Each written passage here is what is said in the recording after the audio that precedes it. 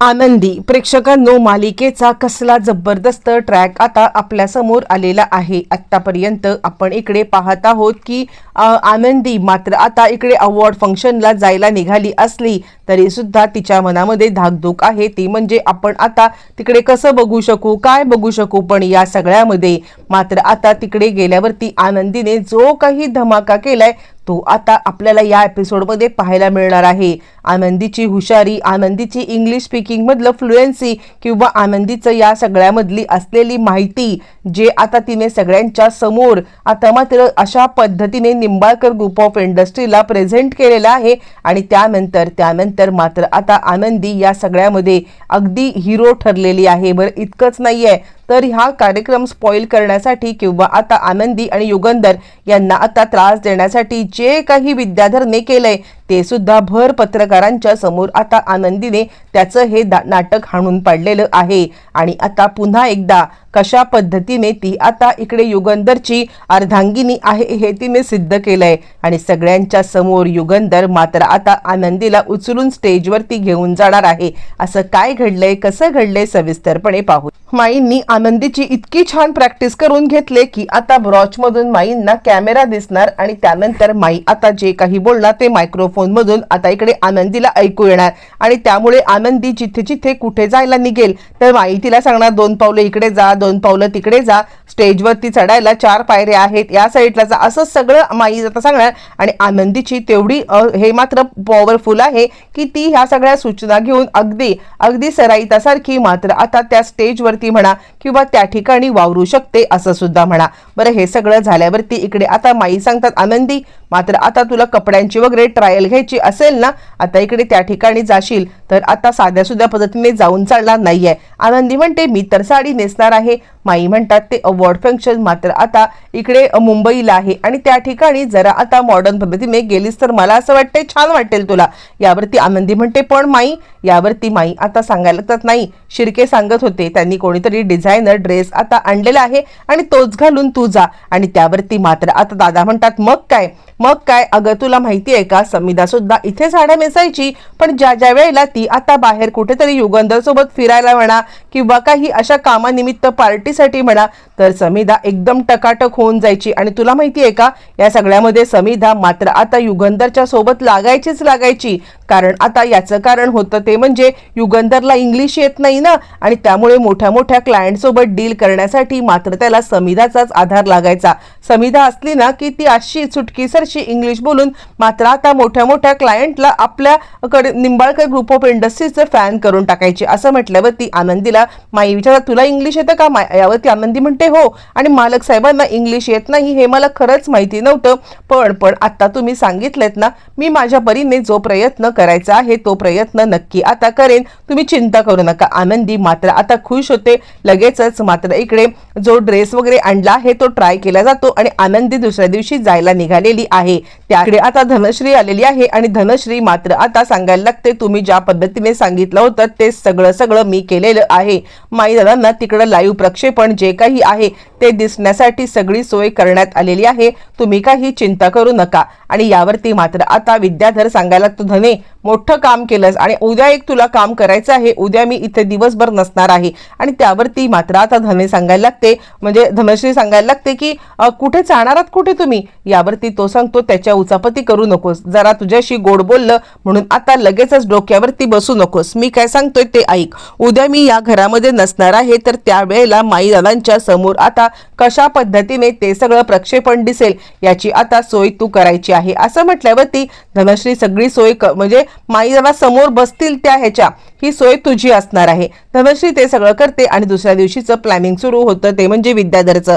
विद्याधर विचार करतो मी आता या सगळ्यामध्ये त्याचा पाठलाग करत तिथपर्यंत जाणार आणि त्यानंतर त्या युगंधरला असा काहीतरी धडा शिकवेन ना की आता आनंदी आणि युगंधर यांचं नातं अख्ख्या जगासमोर येईल आणि त्याचबरोबर हे नातं लाईव्ह पृथ्वी समोर येणार आहे, जेणेकरून पृथ्वी तिकडे मुंबईला चिडेल आणि त्यानंतर तिथल्या तिथे तो आता त्या अवॉर्ड फंक्शनला जाऊ शकतो आणि तिथे तमाशा करू शकतो. एका झटक्यात याचा आता प्लॅन इकडे ठरलेला असतो, पण प्रत्येक वेळेप्रमाणे किंवा धनश्री म्हणल्याप्रमाणे त्याचा प्लॅन आता फ्लॉप होऊन तो थोबाडावरती आपटणार असतो. पण प्रत्येक वेळेला विद्याधरला थोबाडावरती आपटायलाच आवडत असतं.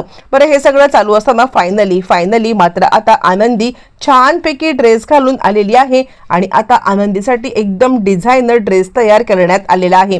आनंदीसाठी डिझायनर ड्रेस तयार करून आता आनंदी इकडे छानपैकी उतरलेली आहे. सुंदरपैकी आता काळा ड्रेस, सुंदरपैकी मेकअप, मोकळे सोडलेले केस, तिचं मॉडर्न ते लुक हे पाहून मात्र आता इकडे युगंधर या सगळ्यामध्ये भांबावून गेलेला आहे. आणि युगंधर एकटक तिच्याकडे पाहतोय, म्हणजे कधीच युगंधरने कल्पना सुद्धा केलेली नसते की आनंदी ही अशा पद्धतीने मात्र आता वावरू शकते. पण तो ड्रेस थोडासा ऑफ शोल्डर असल्या कारणाने मात्र आता आनंदी थोडीशी ऑकवर्ड झालेली आहे. आणि ऑकवर्ड झालेली आनंदी मात्र तिथेच आखडून बसलेली असता कारणाने मात्र आता लगेचच युगंधर येतो आणि तिच्या खांद्यावरती आपली आता छानपैकी रेशमी शाल टाकतो. आणि त्यानंतर मात्र आता सगळेजण फोटो क्लिक करतायत आणि आता सपत्नीक आलेल्या युगंधरचं सगळ्यांनाच खूप अट्रॅक्शन वाटतं. आणि त्यापेक्षा जास्त म्हणजे त्याच्या पत्नीचं सगळ्यांना अट्रॅक्शन वाटतं की आता या वयामध्ये अशा म्हणजे अर्ध्या वयाच्या मुलीसोबत लग्न केले, कुजबुजायला सुद्धा आता सगळे लागतात. आणि त्यानंतर मात्र आता हे सगळं झाल्यावरती इकडे आता ही चर्चा आनंदी ऐकते आणि ती विचार करते ते काही नाहीये. मालक साहेबांनी मात्र त्यांच्या खुशीने किंवा त्यांच्या कोणत्या तरी ऐशारामासाठी लग्न केलेलं नाहीये, ही गोष्ट जगासमोर मला आता आणली पाहिजे. आणि त्यानंतर मात्र आता या सगळ्या ज्या काही चर्चा चालू आहेत त्या चर्चांना बगल देण्यासाठी आनंदी मात्र आता समोर येते आणि आनंदी सांगायला लागते. तितक्यात आता आनंदी तिथे येते आणि प्रश्न विचारला. पत्रकार म्हणतात की आम्हाला तुमच्या प्रोजेक्टबद्दल काही सांगा, तुमच्या लग्नाबद्दल सांगा, तुमच्या आता कसं तुमचं लग्न ठरलं, असं म्हणत ते आता प्रश्नांची भडीमार करायला लागतात. पण त्याच वेळेला मात्र आता इकडे युगंधरला इंग्लिश समजत पण नाहीये, इंग्लिश बोलता पण येत नाहीये आणि काही उत्तरं पण देता येत नाहीये. आणि त्याच वेळेला आनंदी मात्र आता विचार करते, माहितीला बोललेल्या तिला आठवतं की या सगळ्यामध्ये प्रत्येक वेळेला युगंधर हे समिताला घेऊन जायचे ह्याच कारणासाठी, पत्रकारांच्या इंग्लिश प्रश्नांची उत्तरं देण्यासाठी. आणि त्यानंतर मात्र आता लगेचच इकडे सांगायला लागते ती म्हणजे आनंदी की त्यांच्या बिहाफमध्ये मी तुम्हाला उत्तर देऊ इच्छिते, काही झालं तरी सुद्धा मी आता त्यांच्याबद्दल तुम्हाला सांगू इच्छिते. असं म्हटल्यावर ती पत्रकारांचा मोर्चा आता आनंदीकडे वळतो आणि सगळेजण आनंदीला प्रश्न विचारायला लागतात. आनंदी या सगळ्यामध्ये मात्र आता सगळ्यांना सांगायला लागते, मुळातच म्हणजे ती इंग्लिशमध्ये इतकं फ्लुएंटली बोलते की सगळेजण तिच्याकडे अगदी कॅमेरा वळवून आता इकडे गावात बसणारी एक मुलगी आणि ती सुद्धा अशा पद्धतीने इंग्लिश बोलते. सगळ्यांना खूप आश्चर्य वाटतं, म्हणजे युगंधरला इंग्लिश येत नाहीये पण त्याची बायको इंग्लिश बोलते, याचं आता युगंधरला पण खूप छान वाटतं. आणि त्यानंतर आनंदी सांगायला लागते, मगाशी मी एंटर झाले तेव्हा तुमच्या सगळ्यांच्या चर्चा ऐकल्या की युगंधर निंबाळकर यांनी आता अर्ध्या वयाच्या मुलीसोबत लग्न केलंय, पण हे लग्न त्यांनी त्यांच्या स्वार्थासाठी केलं नसून माझी अब्रू वाचवण्यासाठी केलेलं आहे. मुळातच त्यांच्या मनाचा मोठेपणा तुम्हाला कुणालाच माहित नाहीये. आता हा प्रश्न टाकणारा विद्याधर असतो. विद्याधरने मुद्दामच आपले पत्रकार सोडून तिथे हा प्रश्न टाकायला सांगितलेला असतो, जेणेकरून हा प्रश्न आल्यावरती युगंधरचं सगळीकडे नाचक्की होईल. आणि त्याच वेळेला आनंदी सांगायला लागते, मुळातच मला आता या सगळ्यामध्ये लग्न ठरवणारे मालक साहेब होते. मी गरिबा घरची मुलगी आहे, माझे आबा यांच्याकडे काम करतात आणि आता मालक साहेबांनी माझं लग्न ठरवलं होतं.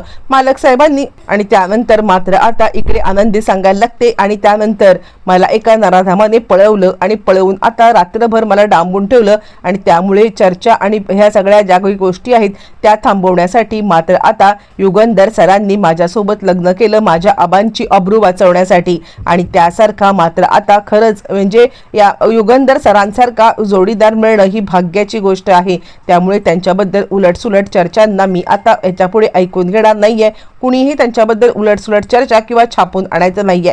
आणि राहिला प्रश्न आमच्या निंबाळकर इंडस्ट्रीजचा, तर आता आम्ही कोल्हापूरचे आहोत, रांगडे आहोत आणि त्यामुळे या कोल्हापूरच्या मातीत असलेल्या भाषेतच तुम्हाला या प्रोजेक्टबद्दल ऐकायला लागेल जे मालक साहेब सांगतील, असं म्हणत तिने आता कोणताही इंग्लिशचा न्यूनगंड न ठेवता मराठीमध्ये स्पष्टपणे जे काही प्रोजेक्टबद्दल आहे ते आता इकडे युगंधरला बोलायला सांगितले. स्वतः मात्र युगंधरबद्दलची सफाई इंग्लिशमध्ये देत पत्रकारांची तोंड बंद केलेली आहेत. एक मात्र आता विद्याधरने जी काही कारस्थानं केलेत त्याचा आता तिने बदला दिलाय. चिडलेला विद्याधर मात्र हात चोळत तिकडून निघून जाणार आहे. तर या सगळ्यामध्ये खुश झालेला युगंधर स्वतः आता आनंदीला उचलून स्टेजवरती आपली बायको म्हणून मोठ्या दिमाखात मिरवत नेणार आहे. पण या सगळ्यामध्ये लाईव्ह प्रक्षेपण चालू असल्या कारणाने पृथ्वीने हे सगळं पाहिलंय आणि त्याच्या झटक्यात लक्षामध्ये आलेलं आहे की नक्की काय घडले. पण आनंदीच्या एक्सप्लेनेशनमुळे पृथ्वीचा मात्र आता राग तिथल्या तिथे शांत झालेला आहे. आता या सगळ्यामध्ये पृथ्वीला सत्य समजल्यावरती येणाऱ्या भागामध्ये बऱ्याच प्रश्नांची उत्तरं त्याला मिळणार.